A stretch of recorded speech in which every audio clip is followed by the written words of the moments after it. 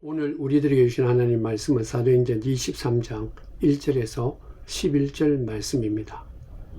바울이 공회를 주목하여 이르되 여러분 형제들아 오늘날까지 나는 범사에 양심을 따라 하나님을 숨겨노라 하거늘 대제사장 아나니아가 바울 곁에 서 있는 사람들에게 그 입을 치라 명하니 바울이 이르되 회칠한다며 하나님이 너를 치시리로다.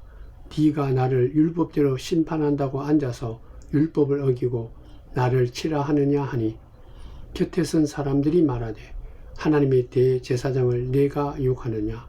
바울이 이르되 형제들아 나는 그가 대제사장인 줄 알지 못하였노라. 기록하였으되 너의 백성의 관리를 비방하지 말라 하였느니라 하더라. 바울이 그중 일부는 사두개인이요 다른 일부는 바리새인인 줄 알고 공회에서 외치려되 여러분 형제들아 나는 바리새인이요 또 바리새인의 아들이라. 죽은 자의 소망 곧 부활로 말미암아 내가 신문을 받노라. 그 말을 한즉 사두개인과 사두개인 사이에 바리새인과 사두개인 사이에 다툼이 생겨 무리가 나누어지니 이는 사두개인은 부활도 없고 천사도 없고 영도 없다 하고 바리새인은 다 있다 함이라. 크게 떠들새 바리새인 편에서 몇 서기관이 일어나 다투어 이르되 우리가 이 사람을 보니 악한 것이 없도다.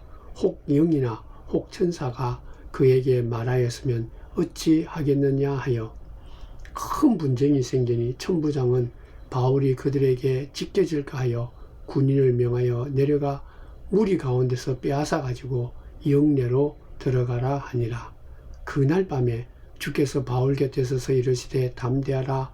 네가 예루살렘에서 나의 일을 증언한 것 같이 로마에서도 증언하여야 하리라 하시니라.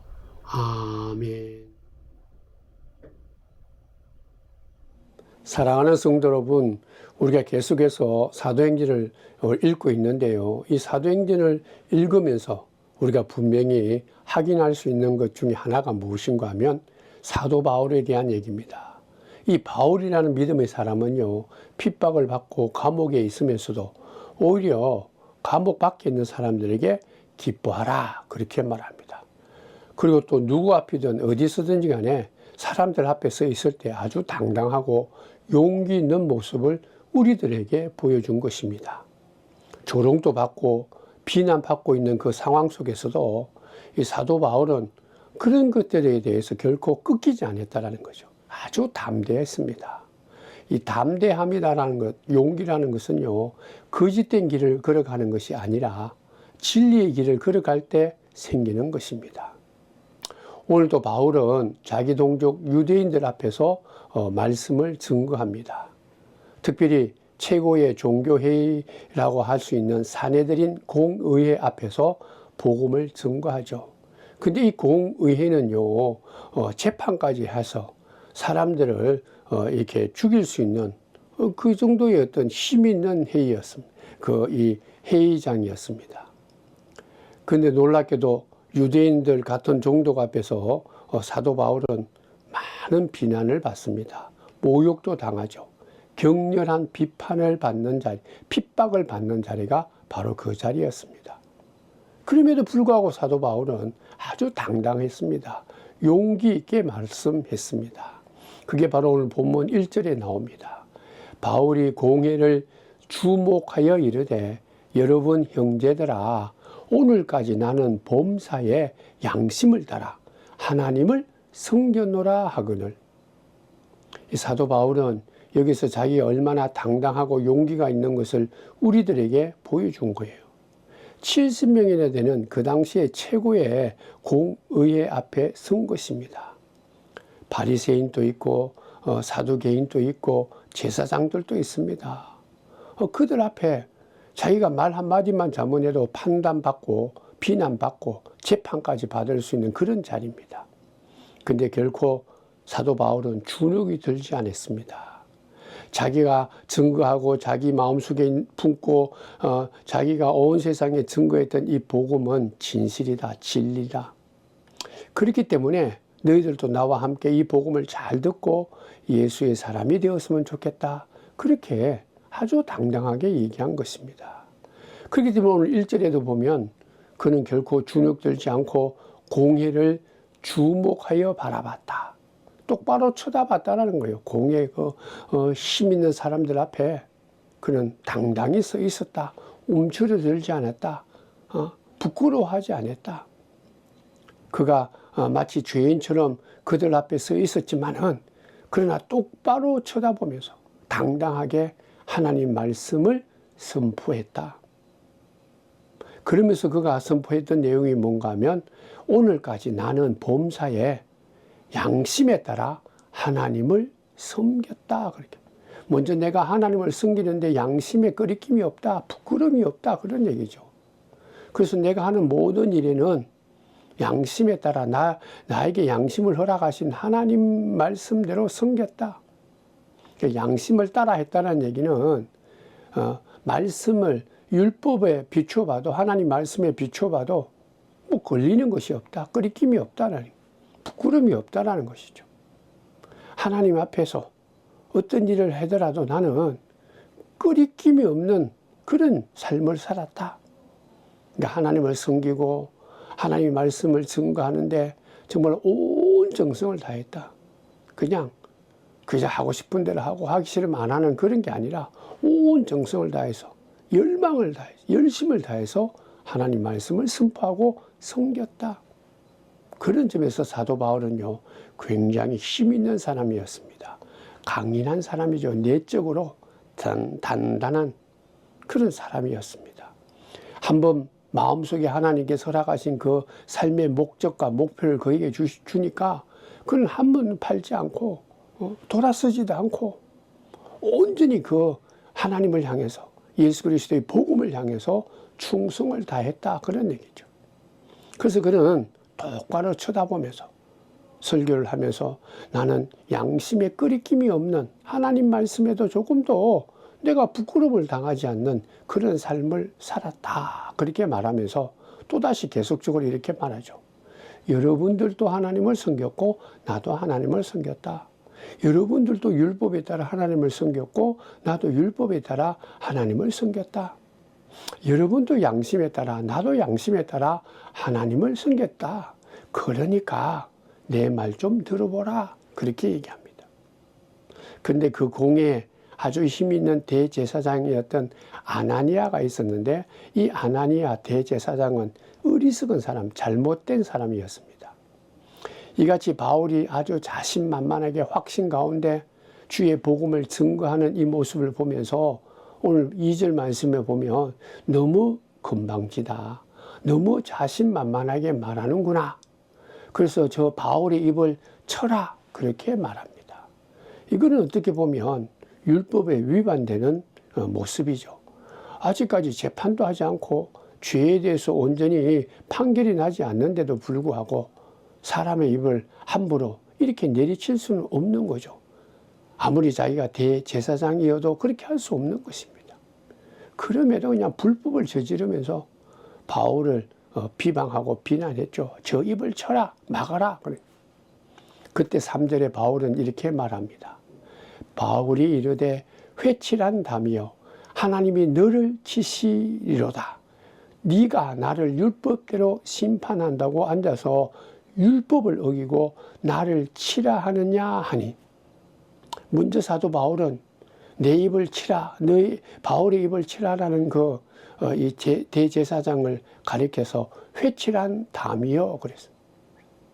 이스라엘 율법에 의하면요 시체를 만지든지 아니면 시체가 있는 무덤 가까이 가서 무덤을 만지면 그는 부정탄 사람, 불결한 사람으로 취급받죠. 그래서 이스라엘 사람들은요 무덤에 가까이 가지 않습니다. 또 무덤을 만지지도 않죠. 그래서 먼 곳에서라도 이게 무덤이다라는 것을 표시하기 위해서 무덤의 이 벽이나 아니면 무덤 외부에 하얀 해칠을 했다고 합니다. 특별히 깜깜한 밤중에 자기도 모르는 사이에 무덤 가까이 가서 무덤을 만지면 안 되니까 그걸 위해서 먼 곳에 가도 회칠을 해놓으면 먼 곳에서 다 보이니까 깜깜한 가운데서도 보이니까 그래서 무덤 벽이나 무덤에 회칠을 했다고 합니다. 그래서 무덤의 겉은 희고 깨끗하지만 속은 썩은 시체가 있는 냄새가 나는 그러한 부정한 장소가 바로 회칠한 무덤입니다. 그래서 바울은 그렇게 얘기하죠. 네가 나를 치려고 하느냐? 하나님이 너를 치신다. 네가 율법대로 나를 심판한다고 말하느냐?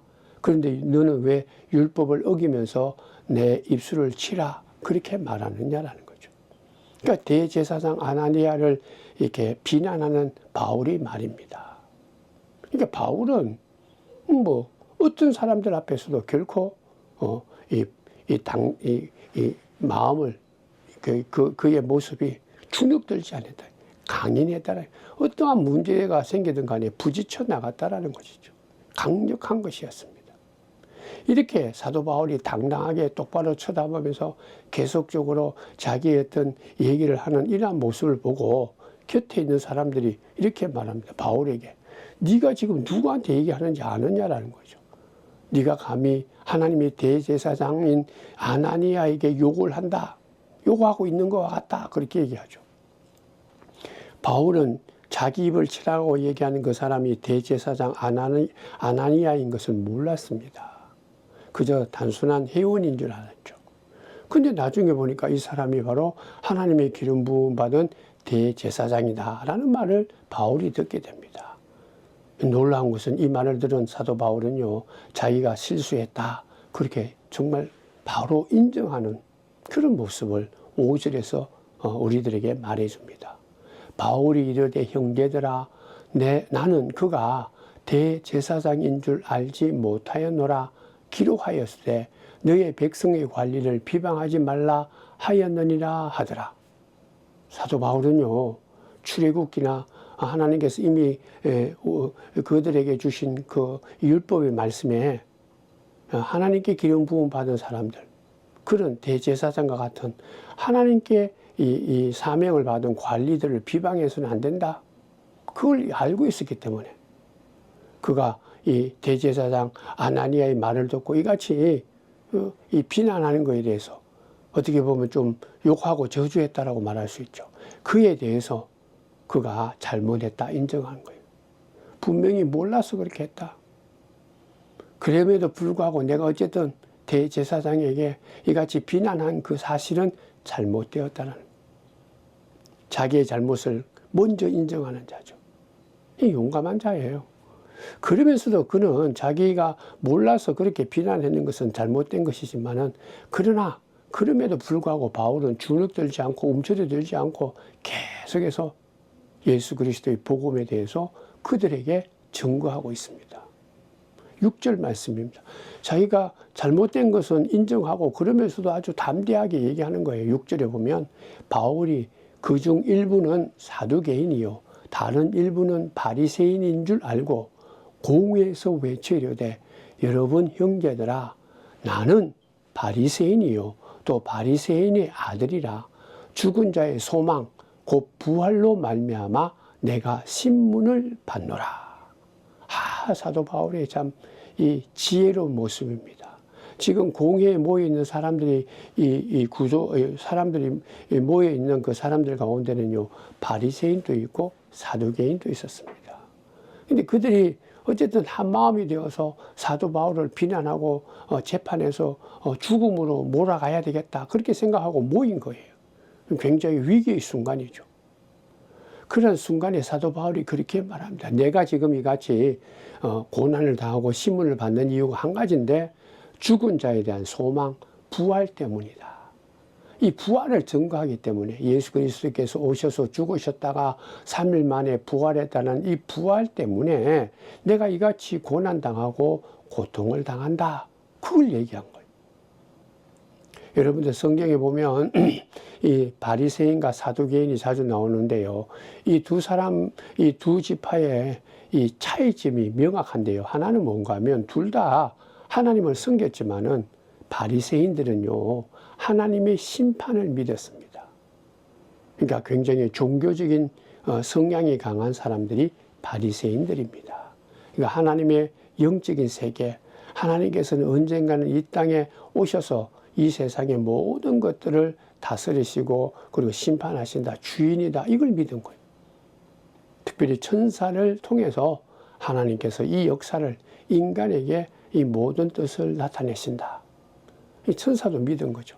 그러나 사두개인은 하나님의 심판을 안 믿었습니다. 이 부활을 안 믿죠. 심판을 안 믿으니까 부활도 안 믿는 거죠. 영원한 세계도 믿지 않았습니다. 특별히 이 죽고 난 뒤에 그런 어떤 사후 세계, 영적인 세계에 대해서는 관심이 없었어요. 그저 잘 먹고 잘 살면 되는 거예요. 정치적으로 그냥 높은 위치에 있으면 된다. 그게 예수 잘 믿는 하나님이 자기들에게 주신 복이다 생각. 철저한 현실적인 복입니다. 그것만 받으면 하나님을 잘 믿는다. 그렇게 생각했던 자들이 바로 이 사두개인이었습니다. 그에 의해서 바리새인들은 하나님의 심판과 부활의 역사를 믿고 있었죠. 그래서 사도 바울은 딱 보니까 바리새인들도 있고 사두개인들도 있더라. 그래서 먼저 바리새인을 자기 편으로 끌어들이고 싶어서 그런 말을 한 거죠. 실제로 그렇고.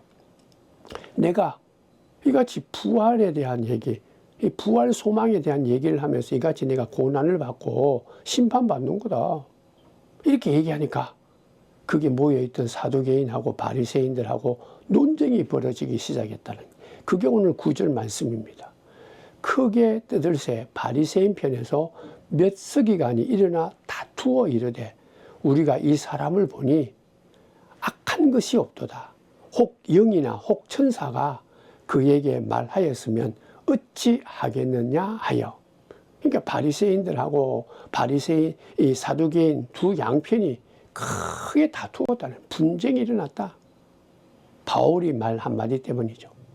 내가 이 부활 때문에, 부활이 영원한 소망의 부활 때문에 내가 이같이 어려움을 당한다는 그 부활의 문제 때문에, 부활에 대한 그 복음을 사도 바울이 먼저 바리새인들에게 심어줘야 되겠다는 생각으로 그것을 증거한 거죠.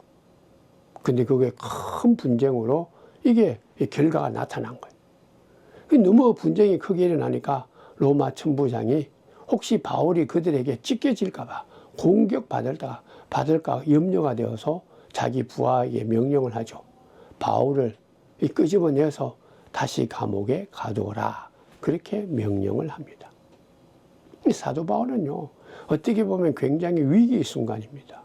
까딱 잘못하면 이 공회에 있는 사람들이 그를 재판해서 죽일 수 있는 그런 위기의 순간이 있었는데, 사도 바울이 아주 지혜롭게, 그러면서도 당당하게, 그리고 복음을 온전하게 그들에게 증거하니까 자기들끼리 자중질환이 일어나서 큰 분쟁이 일어났다, 그런 얘기죠.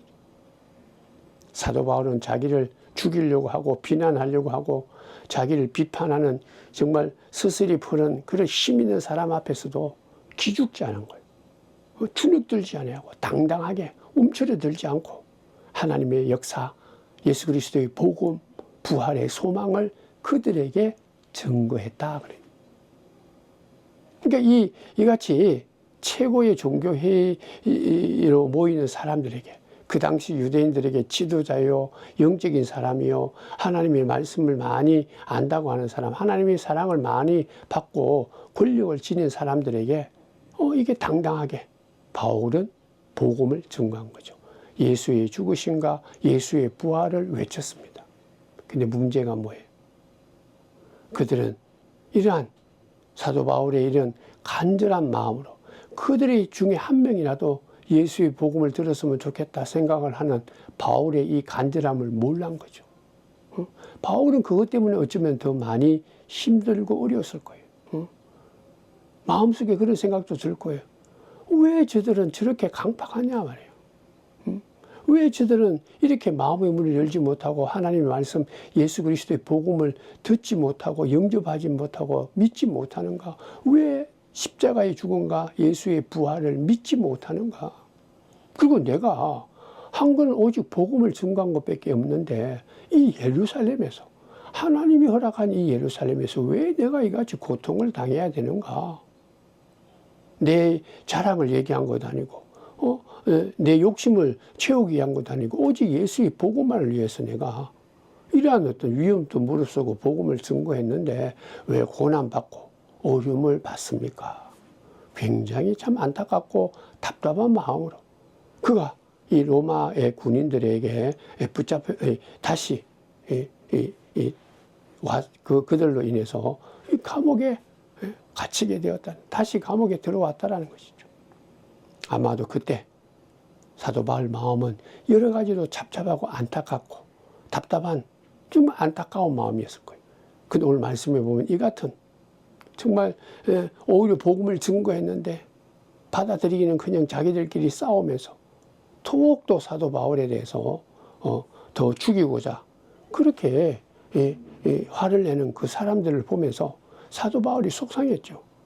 마음속에 나는 한 명이라도 예수를 믿도록 하기 위해서 갔는데 그걸 모르다니 참 안타깝다, 속상하다, 외롭구나. 그때 오늘 11절 말씀으로 하나님께서 바울에게 나타났습니다. 어떻게 보면 가장 귀한 말이죠. 그날 밤에 주께서 바울 곁에 서서 이르시되 담대하라. 네가 예루살렘에서 나의 일을 증언한 것 같이 로마에서도 증언하여야 하리라 하시니라. 그날 밤이 언제입니까? 고통받고 낙심되고 받아들이지 못하고 강팍한 그 지도자들을 볼 때 마음이 참 무너지는 그때 그날 밤에 예수님께서 바울 곁에 서 계시면서 말씀하시다. 예수님이 바울 곁에 나타나신 거예요. 바울과 함께 했다라는 것이죠. 여러분들 내가 힘들고 아프고 외롭고 어떻게 해야 될 줄 몰라서 상처 입고 정말 내가 온전한 마음으로 살지 못하고 있을 때 병들었을 때 모든 사람들이 나를 다 버렸다라고 생각하고 무너질 때 예수님이 내 곁에 우리가 인간적으로도 정말 모든 것이 다 끝이구나 할 때 사랑하는 사람 한 사람이라도 내 곁에 있다면 우리가 그 사람 때문에 힘을 얻고 다시 일어설 수가 있는 거예요.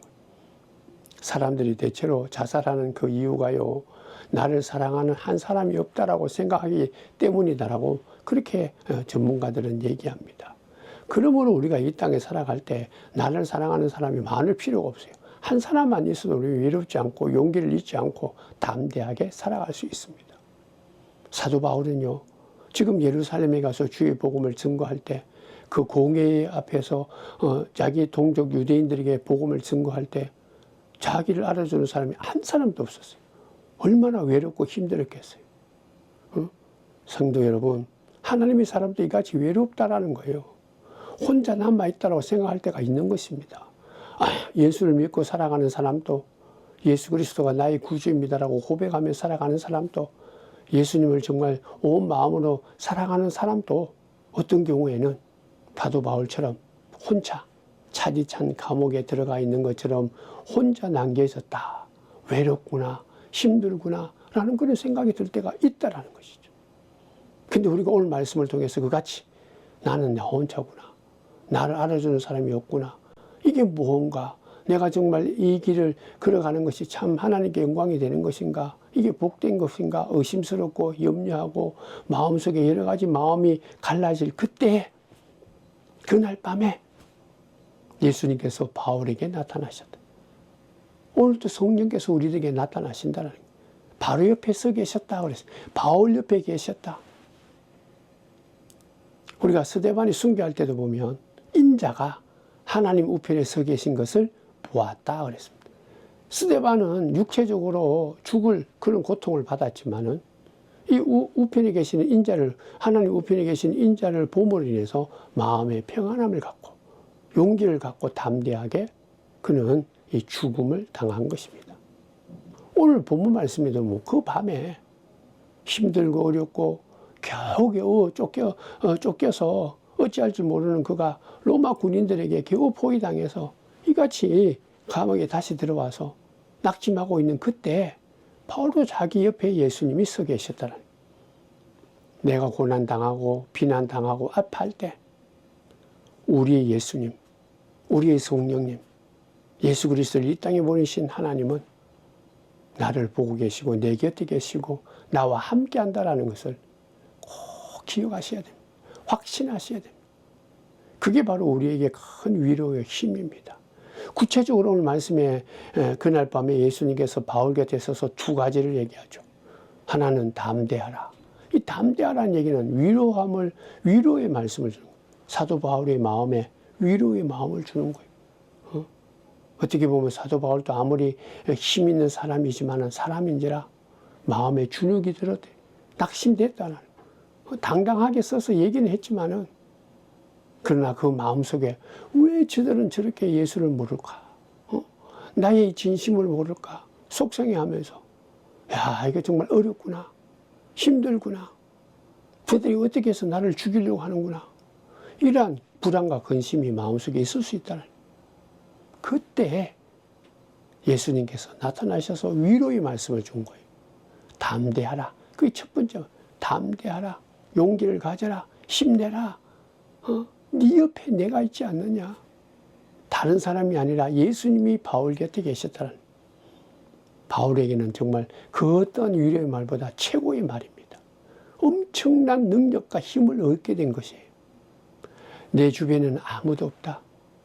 나를 신뢰할 사람이 없구나. 내 말을 신뢰하고 받아들이는 한 영혼도 없구나.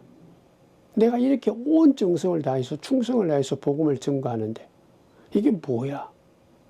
그렇게 생각할 때 예수님께서 지켜보고 계셨다는, 예수님이 함께 하셨다는. 성도 여러분, 내 옆에 나를 끝까지 지키시고 나를 영원히 떠나지 않는 분이 바로 예수님이십니다. 성령님이다. 예수님이 서 계시고 성령님이 나와 함께 하심으로 우리가 힘을 얻을 수 있죠. 힘을 얻게 되면 용감해집니다. 담대해지는 거죠. 위로감을 받는 거예요. 여러분들 이 땅에 아무리 사랑하는 사람이라 할지라도, 부모라 할지라도, 남편이나 아내나 사랑하는 친구들이라도 우리들 곁에 영원히 있는 사람은 아무도 없죠. 언젠가는 다 떠나갑니다.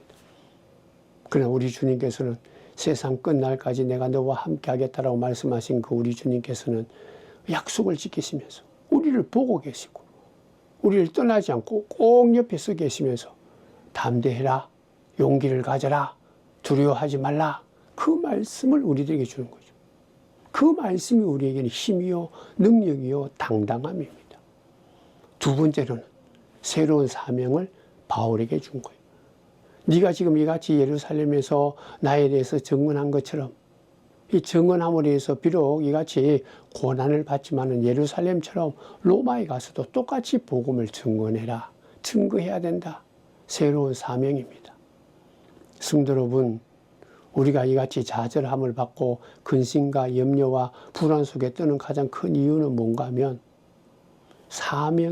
사명감을 우리가 찾지 못하고 하나님이 우리에게 주신 그 귀한 하나님의 사명을 우리가 바로 깨닫지 못하기 때문에. 그러니까 나는 사명이 없다, 목표가 없다, 그렇게 생각하는 거예요.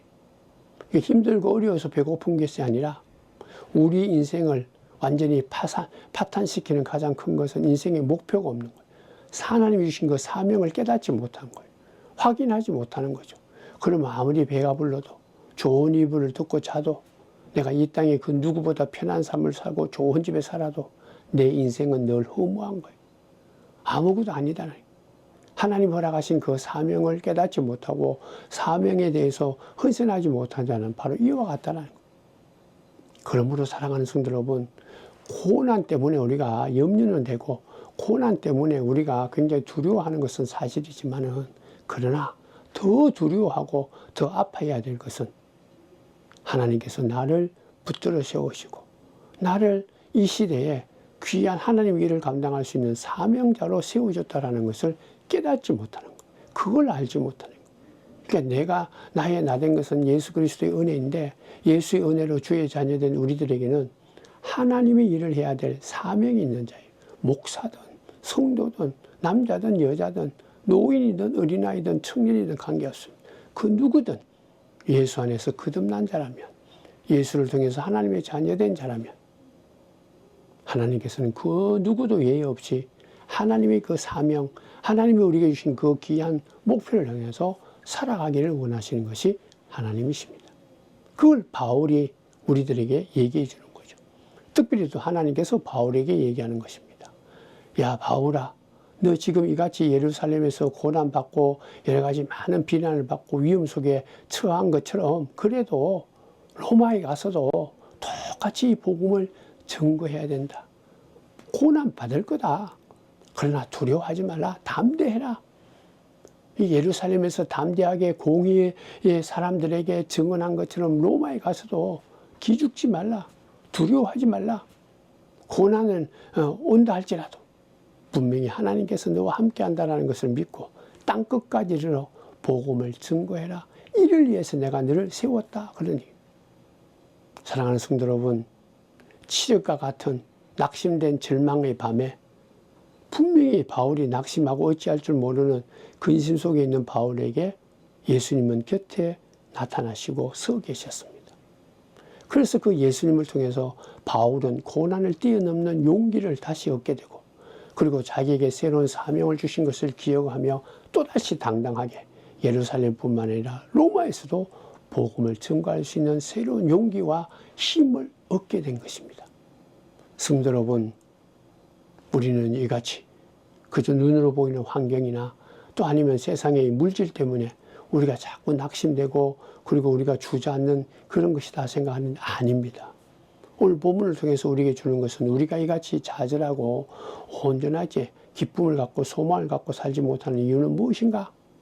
그건 하나님의 그 사명, 하나님이 우리에게 주의 자녀 되게 해주시고 자녀로서 마땅히 살아야 될 그 사명을 깨닫지 못하고 사명의 그 삶을 살아가는 것이 아니라 그래서 내 욕심과 내 뜻과 다른 사람들에게 이목을 받기 위한 내 중심의 삶을 될 수가 있다라는 것이죠. 그러므로 우리들은 사도 바울에게 나타나셔서 너에게 새로운 이 사명을 주겠다라는 그 말씀을 오늘도 우리는 받아들이면서 환경탑하지 말고요.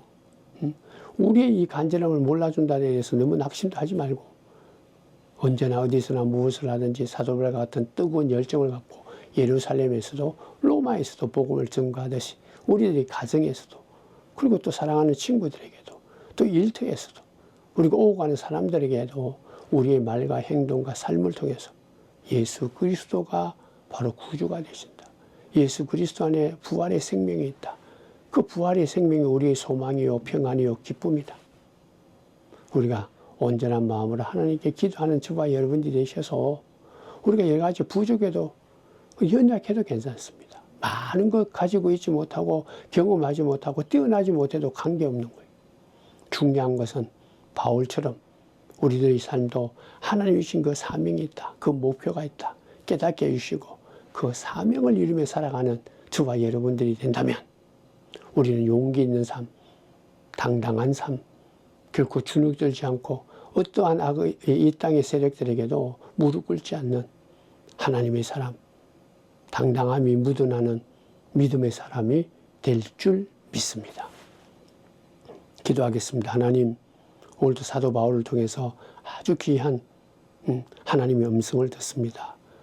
영원히 우리들과 함께 하신다고 말씀하신 하나님은, 예수님은 결코 우리를 한순간도 떠나지 아니하시는 늘 내 곁에 계시는 분인 것을 우리가 믿습니다. 특별히 힘들고 어려울 때, 고난할 때, 낙심되어서 어떻게 할 줄 몰라서 유리방황할 때 바로 그때 내 곁에 예수님이 계시고 두려워하지 말라. 우리에게 새로운 사명까지 주시는 그 예수님의 음성을 들으면서 또다시 우리들은 부지런을 다해서 하나님 주신 그 사명을 감당하고 우리를 통해서 우리 가정이, 우리 교회가 더욱더 새로운 부흥의 역사가 일어날 수 있도록 복 내려 주옵소서. 감사를 드리옵고 예수님의 이름으로 기도드리옵나이다. 아멘.